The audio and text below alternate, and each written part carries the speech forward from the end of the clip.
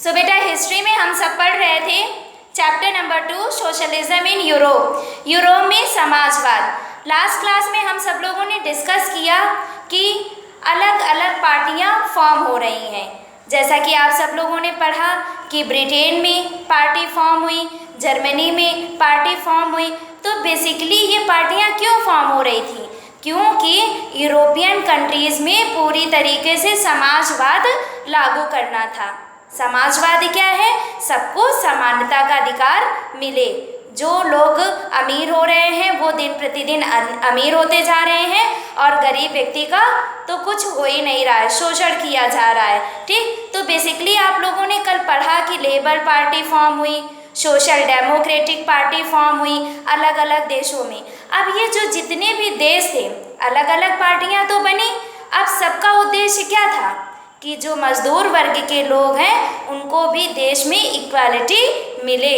ठीक, उनको भी समान अधिकार प्राप्त हो। जैसे ये जो मजदूर थे तो आप लोगों ने पढ़ा था कि महिलाएं, बच्चे, पुरुष, ठीक, ये कारखानों में काम करते थे। इनसे काम ज़्यादा लिया जाता था, इनका समय ज़्यादा था और जो इनकी मजदूरी होती थी वो बहुत ही कम दी जाती थी। तो इसीलिए तो ये सारे लोग विरोध कर रहे थे कि हमें भी मजदूरी ज़्यादा मिले और जो भी वर्किंग आवर है वो थोड़ा कम कर दिया जाए। जो हमारी वर्किंग कंडीशन है या जो हमारी लिविंग कंडीशन है थोड़ी सी बेटर हो जाए। सब यही तो मांग कर रहे थे। आज हम आपको एक विशेष जानकारी देने वाले हैं। जैसा कि आप सब लोगों ने पढ़ा कि सेकंड इंटरनेशनल एसोसिएशन फॉर्म हुआ था। ठीक है, ये कब फॉर्म हुआ था? आपका सेकंड इंटरनेशनल एसोसिएशन कब फॉर्म हुआ था बेटा? जुलाई 14, 1889 को आपका सेकंड इंटरनेशनल एसोसिएशन फॉर्म हुआ। अब सारी ये जितनी भी पार्टीज आप लोगों ने पढ़ी, सोशल डेमोक्रेटिक पार्टी, ठीक है, लेबर पार्टी, ठीक है, ये जो अलग अलग तमाम पार्टियां बनी थी तो सबका मुद्दा क्या था कि हमें अधिकार मिले। तो इन सब लोगों ने कहा, जितने भी, क्योंकि यूरोपियन में कितने टोटल देश आते हैं? यूरोपियन में टोटल 42 कंट्रीज आती हैं। ठीक, तो ये जितनी भी अलग अलग कंट्रीज़ में पार्टियां बनी थी तो सब लोगों ने कहा क्यों ना एक और भी अच्छा सा एसोसिएशन बना लिया जाए। ठीक, एक बहुत ही महत्वपूर्ण संस्था बना ली जाए। तो देखिए, all the socialist parties of different countries were attach to it. जितने भी देश की अलग अलग सोशल पार्टीज बनी थी अब वो सब एक साथ हो गए। और एक साथ होने के बाद इन लोगों ने क्या डिसाइड किया? It was decided that workers in all the countries of the world participate in a large international demonstration. सब लोगों ने डिसाइड किया कि अब हम लोग एक बहुत बड़ा प्रदर्शन निकालेंगे। डिमॉन्स्ट्रेशन मीन्स क्या होता है? प्रदर्शन। ठीक है, अब हम सब लोग प्रदर्शन निकालेंगे और डिसाइड करेंगे कि हमें भी समानता का अधिकार मिले। लेकिन ये बेटा जो इंटरनेशनल डिमॉन्स्ट्रेशन, ये जो अंतरराष्ट्रीय, हमने यहाँ पर आपको क्या बताया है? इंटरनेशनल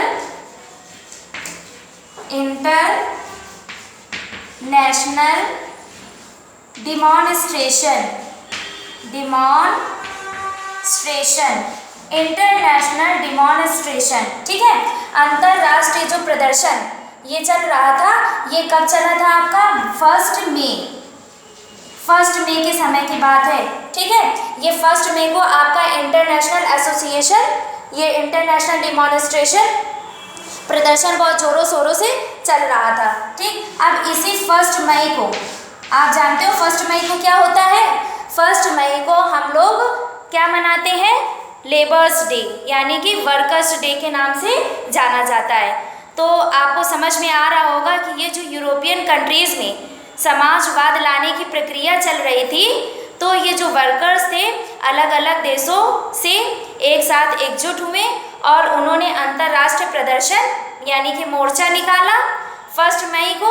इसीलिए 1 मई की तारीख किस नाम से जानी जाती है? वर्कर्स डे के नाम से जानी जाती है। ठीक है, तो ये आपकी इम्पोर्टेंट बात हो गई, आपको ये याद रखना है। आज हम लोग पढ़ने जा रहे हैं द रशियन रिवॉल्यूशन। अब जो हमारा मेन टॉपिक था यानी कि रूसी क्रांति के बारे में पढ़ने जा रहे हैं। ठीक है, तो यहाँ पर आप सब लोग पढ़ोगे कि ये पहले तो आप लोग ये समझो कि रशियन रिवॉल्यूशन है क्या। देखिए, जो रशियन रेवोल्यूशन है यानी कि जो रूसी क्रांति है, इस रूसी क्रांति से हम क्या समझते हैं? इस रूसी क्रांति से हम समझते हैं कि वो क्रांति जो जार निकोलस, नाम हमने बताया है शासक का, रूलर का, जार निकोलस के विरुद्ध, जार निकोलस सेकंड, पूरा नाम क्या है शासक का? जार निकोलस सेकंड के विरुद्ध अक्टूबर 1971 में हुई थी। यानी कि बताया आपसे ये जा रहा है, जो आपका रशियन रेवोल्यूशन है, जो जार निकोलस सेकंड थे, इनके विरुद्ध, ठीक है, इनके विरुद्ध बहिष्कार इनका किया गया था, ठीक, इनके विरुद्ध आवाज़ उठाई गई थी। आप समझ रहे होंगे कि जार निकोलस कैसे होंगे? बहुत ही क्रूर शासक होंगे, ठीक है। अब ये जो पार्टी थी, ये जो क्रांति थी, ये 2 चरण में हुई थी। ये जो क्रांति थी इसके 2 भाग थे, ठीक। यह क्रांति बोल्शेविक पार्टी के नेतृत्व में हुई थी। मतलब कि जो रशियन रेवोल्यूशन हुआ था ना, तो भाई इसको कोई शह देने वाला भी तो होगा कि अपने आप से ही क्रांति होने लगेगी, नहीं ना, ठीक। तो सबसे पहले जो रशियन रेवोल्यूशन के लीडर कौन थे? बोल्शेविक, BOLSEVIK, बोल्शेविक, ठीक।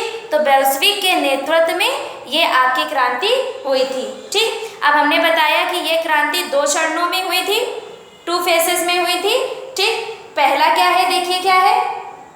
पहला चरण आपका ये था कि ये जो पहले जिसके नेतृत्व में हुई थी, वो अस्थायी सरकार बनी।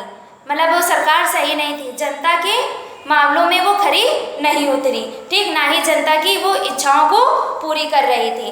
तो पहले जो ये क्रांति हुई थी, ठीक, तो वो जो सरकार का गठन हुआ, अब वो सरकार जनता की इच्छाओं को पूर्ण नहीं कर रही थी, इसलिए इस सरकार को अपना त्याग पत्र देना पड़ा। जैसे कि अभी हम अपने भारत देश में देखते हैं कि अगर हमें सरकार नहीं पसंद आती है तो हम बहुत ज़्यादा डिमॉन्स्ट्रेशन, प्रदर्शन करते हैं और मांग करते हैं कि सरकार पूरी तरीके से बदल जाए, ठीक है। ऐसा आप लोग टीवी में भी देखते हो। अब फिर दूसरा चरण क्या था? दूसरा चरण था सफल, पूरा हुआ, ठीक है। इस समय जो क्रांति हुई थी वो रूस में सोवियत समाजवादी, क्या हमने बोला? रूस में यानी कि रसिया में सोवियत समाजवादी संघ बनाने की दिशा में महत्वपूर्ण कार्य किए, ठीक है, दूसरे चरण में। अब दूसरे चरण वाली जो क्रांति हुई थी वो शानदार क्रांति थी, ठीक है। सोवियत समाजवादी संघ बनाने की दिशा में महत्वपूर्ण कार्य किए, ठीक है। तो ये सफल क्रांति थी। दूसरे चरण वाली जो क्रांति थी वो सफल क्रांति थी, ठीक। तो आपको 1 मई याद रखना है। 1 मई के नाम से हम क्या जानते हैं? वर्कर्स डे, ठीक, या 1 मई लेबर्स डे के नाम से भी हम जानते हैं, ठीक है बेटा। Okay, thank you.